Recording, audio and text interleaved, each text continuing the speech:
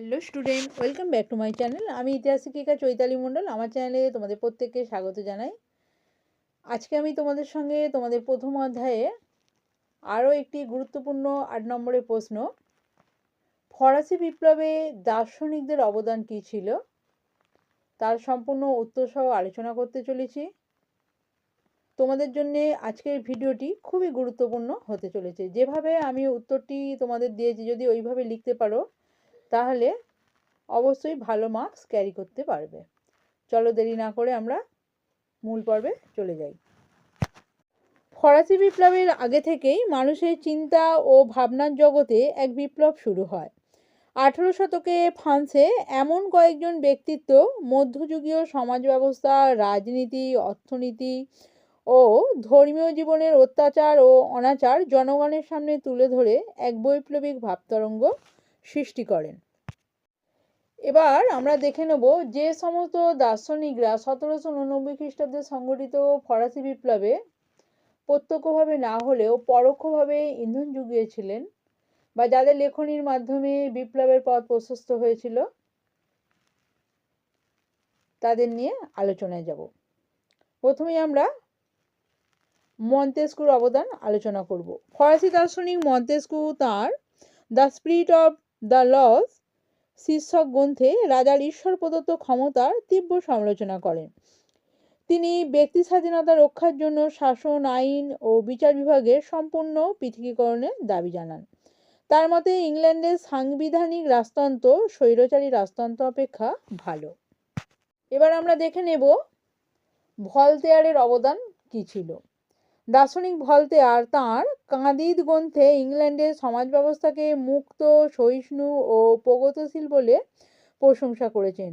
Letter philosophy গ্রন্থে তিনি Catholic গির্জার দুর্নীতি ও অর্থনৈতিক বৈষম্য ও অনাচারের কথা জনসমক্ষে তুলে ধরেন। তিনি বলেছেন, মানুষের জন্মগত অধিকারকে বলবৎ করতে হলে রাষ্ট্রের ক্ষমতাকে সীমিত করা প্রয়োজন। এবার আমরা দেখে নেব রুশো, যিনি ফরাসি বিপ্লবের ঝড়ের পাখি নামে পরিচিত ছিল। রুশোর পুরো নাম হচ্ছে জ্যাঁ রুশো। দার্শনিক রুশো ছিলেন ফরাসি বিপ্লবের জনক। সামাজিক চুক্তি গ্রন্থে তিনি রাজার ঈশ্বর প্রদত্ত ক্ষমতাকে নস্যাৎ করে দিয়ে বলেন যে জনগণই হল রাষ্ট্র এবং সার্বভৌম শক্তির উৎস। এবার আমরা দেখে নেব ফিজিওক্র্যাটগণের অবদান।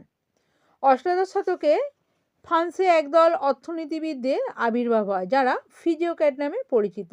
এরা মার্কেন্টাইল মতবাদ, সংরক্ষণ নীতি এবং শিল্প বাণিজ্যে রাষ্ট্রীয় কর্তৃত্বের ঘোর বিরোধী ছিলেন।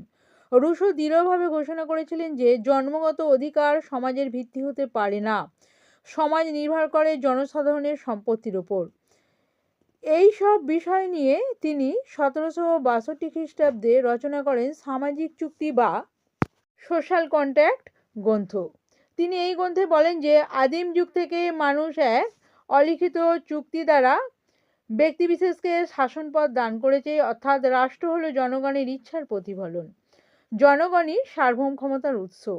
রাজা নিজ কর্তব্য পালনে ব্যর্থ হলে তাকে ক্ষমতাচ্যুত করার বৈধ অধিকার মানুষের রয়েছে। তার বক্তব্য প্রচলিত রাজতন্ত্রের দৈবসত্ত্ব অধিকারের মূলে আঘাত করে।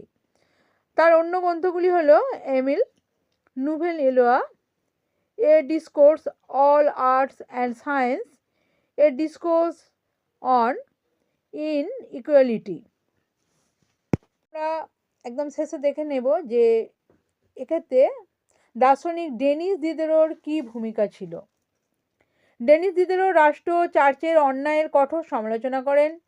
দার্শনিক মাবলি ফরাসি সমাজ ও অর্থব্যবস্থার বৈষম্যের তীব্র সমালোচনা করেন। তিনি রাজতন্ত্রের পরিবর্তে প্রজাতন্ত্রকে স্বাগত জানান। মেসলিয়ে যাজকতন্ত্র, অভিজাততন্ত্র, রাজতন্ত্র সব কিছুরই তীব্র সমালোচনা করেন।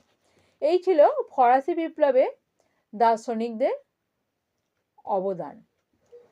আশা করি উত্তরটি তোমাদের খুবই কাজে আসবে। যদি ভিডিওটি ভালো লাগে অবশ্যই একটি লাইক, কমেন্ট, শেয়ার করে দিও এবং চ্যানেলে নতুন হয়ে থাকলে এই ধরনের প্রতিটি অধ্যায়ের গুরুত্বপূর্ণ ভিডিও পেতে অবশ্যই চ্যানেলটা সাবস্ক্রাইব করে রেখো।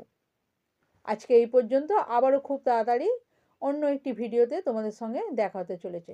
ধন্যবাদ।